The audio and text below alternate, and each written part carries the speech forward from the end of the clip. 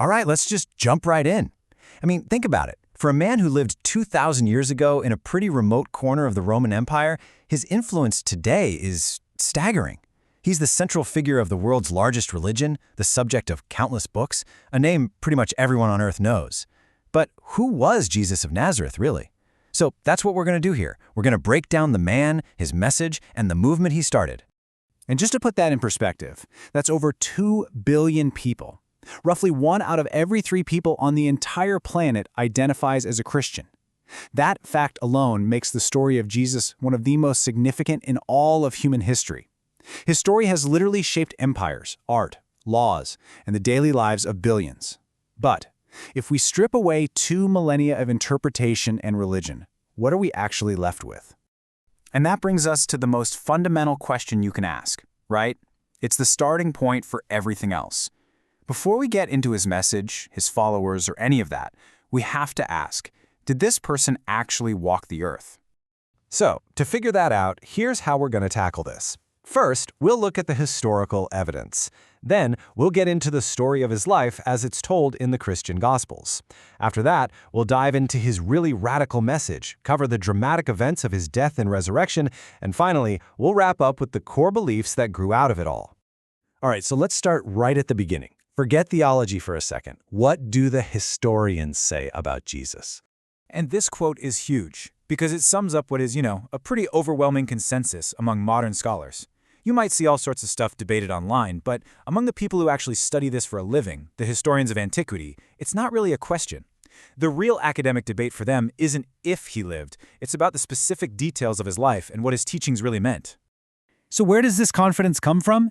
Well, the evidence basically comes from 2 totally separate streams.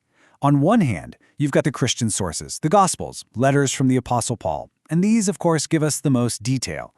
But, and this is the really important part, we also have non-Christian sources. We're talking Roman and Jewish historians from around that time who mention him and his followers. And for any historian, having that kind of independent confirmation, well, that's gold. And here's a perfect example. This quote isn't from a believer, not at all. It's from Tacitus, a big-shot Roman senator and historian, writing around the year 116. He's talking about the Emperor Nero trying to find a scapegoat for the Great Fire of Rome, and he casually mentions this group called Christians. And then he says, oh, by the way, their name comes from this guy Christus who was executed a while back. It's just a passing comment, but it confirms his existence, his execution by the Romans, and the fact that he was the founder of this movement. Okay, so we've established that historians are confident he was a real person. Now let's dive into the actual story of his life. And for that, our main sources are the 4 canonical Gospels. So the narrative basically goes like this. He's born near the end of King Herod's reign. Then, as a young man around 28 AD, he gets baptized by this figure, John the Baptist.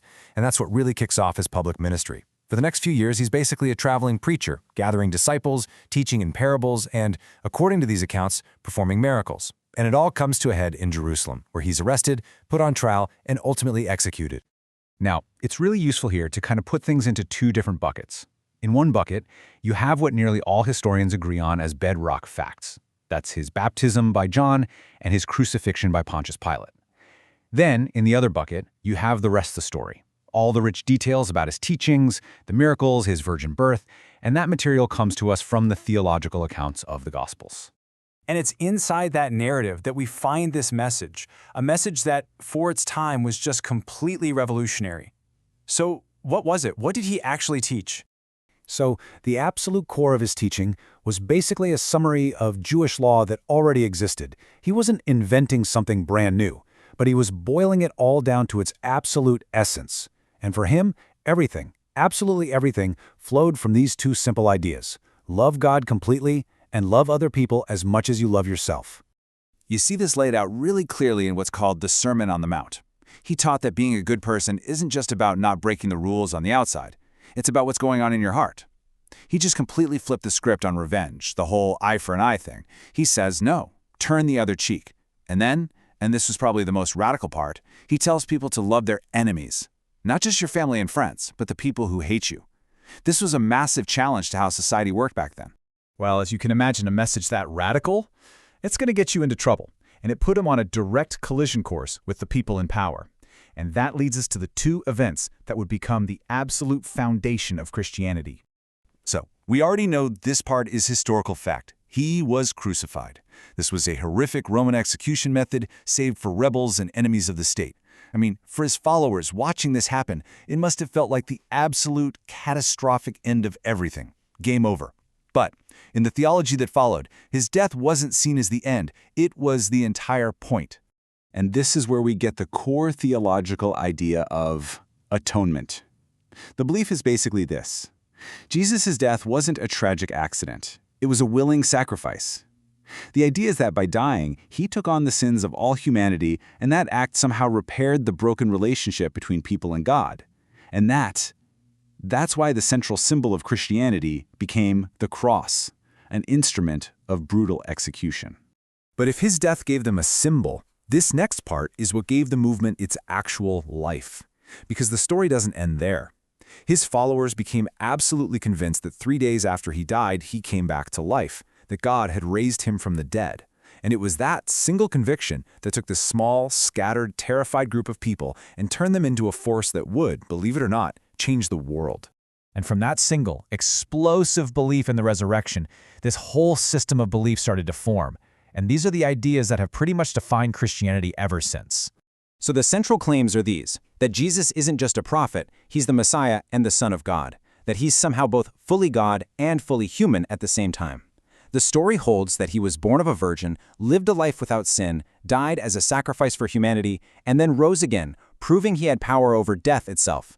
And finally, that he ascended to heaven and will, one day, come back. Now, this whole theological structure is kind of held together by a really complex idea called the Trinity. The basic concept is that there's one God, but that God exists as three distinct persons: the Father, the Son, that's Jesus, and the Holy Spirit. So in this way of thinking, Jesus isn't just a messenger from God, he is God coming into human history to redeem it. Which really leaves us with this one massive question. I mean, look at it from any angle you want, history, faith, whatever. The outcome is just undeniable. A movement that began with a small group of followers of an executed Jewish preacher from Galilee grew to become a global force. And the question that just echoes through history is, why? How did this particular story completely change the world?